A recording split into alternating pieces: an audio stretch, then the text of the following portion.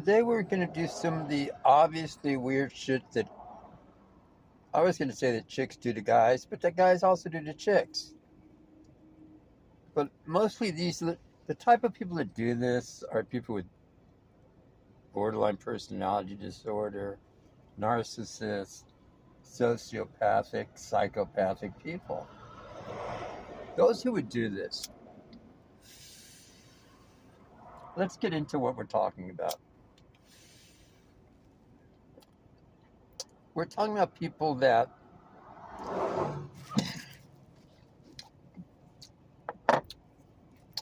the people you want to stay clear from.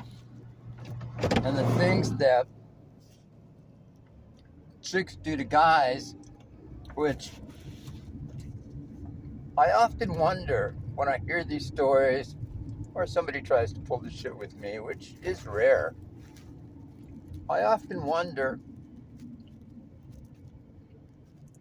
if the person is behaving that way towards me. Do they really think I'm that stupid that I'm not picking up on that shit? That's A. And B is, if they don't think I'm picking up on it, or let's say they do think I'm picking up on it, like I'm just going to let it slide? I don't understand how people, you know what, I think people are so passive aggressive and they never communicate certain things to other people that they always assume nobody's going to call them out on their shit. We're going to do that. There's a reason for it. There's two types of people in this area. There's people that other people do weird shit to, and those people just slough it off and let it happen. I used to kind of be one of those people a long time ago. My 20s, 30s. And then I realized if you don't tell people what they're doing wrong, they'll continue that behavior either towards you or towards somebody else. So then I became very vigilant where, you know, if somebody's doing something to me I don't like, I'm going to tell them.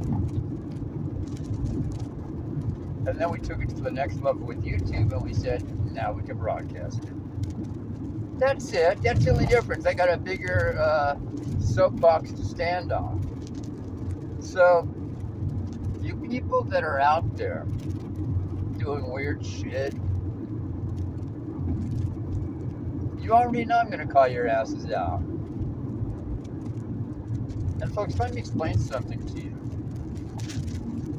If you're around somebody and there's ever a need for you to call them out on something,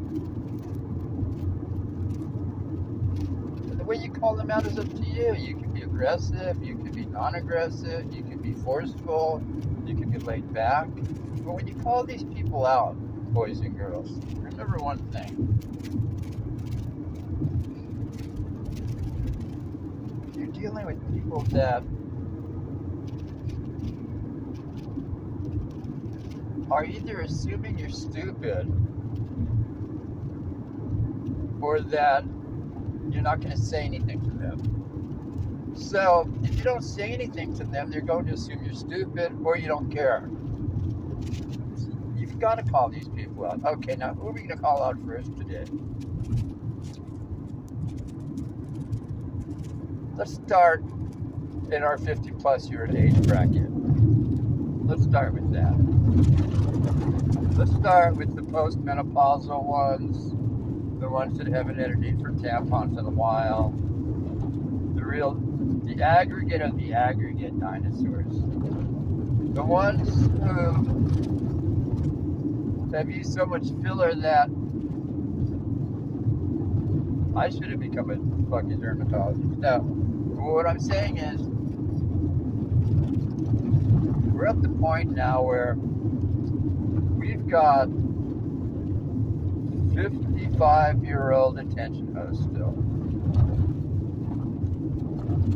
Now let me explain why the rise of the 50-plus-year-old attention hoe is here.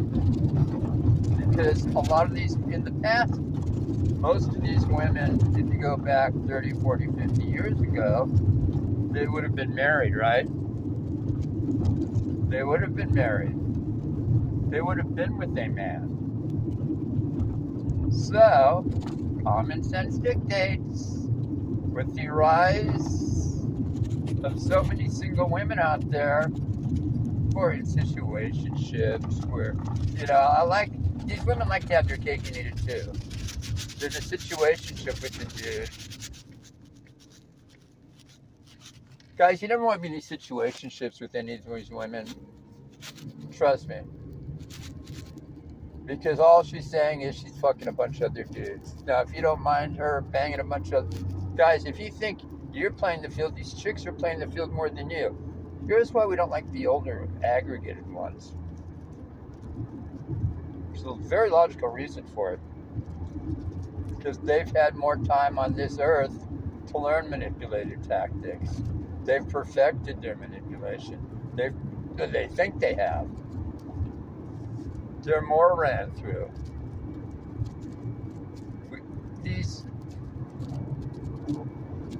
Older women will say, well, why do you like younger women? So you can manipulate them? No, because you older women are too manipulative. You older broads, we need the testosterone cream right between your fucking legs just to get your libido up. Let's face it. The rise of the 50-plus-year-old attention hoe. Like someone like Beautiful Life. Go to her channel. I'll pin it in here. People like her, she exemplifies this to me. That's what these...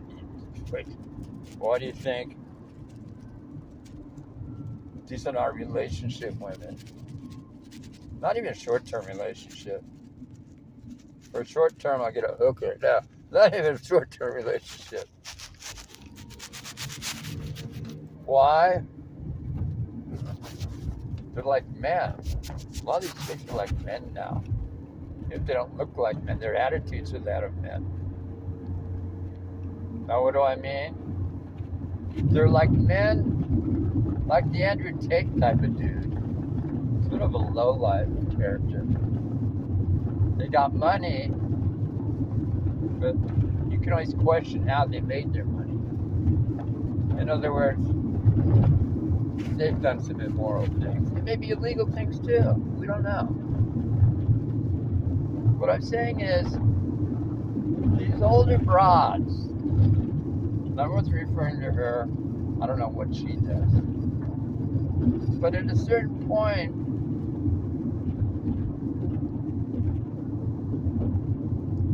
create a woman that has no empathy. Create a woman that does not menstruate anymore. Create a woman going through menopause. Create a woman who's not humble. Create a woman who's overly fixated by what she looks like, etc., etc. All of these are the exact opposite of what you would seek in anybody, whether it be a friend, lover, wife, etc. I wouldn't even seek that shit in myself. So why would I want to be around it? I wouldn't. Let me tell you who you got to watch out for the most. If you meet people and they tell you how cool they are, how chill they are, they're saying it because they're not that way. So we'll explore the post-50-plus-year-old menopausal broads more. In our next vid, we'll go into the about the mid-40 bracket, about the mid-30s and the mid-20s. We're going to go, each video that we're going to be talking about separate internet characters in each one of these videos. And what I like and dislike about each one of them. It's kind of like one of those Roche block, what do you call it? Rohrblatt tests? it's a test of the American broadcasting system. No, what we're testing for is, at what point is a woman so toxic that she's not even worth fucking? That's really what this is about.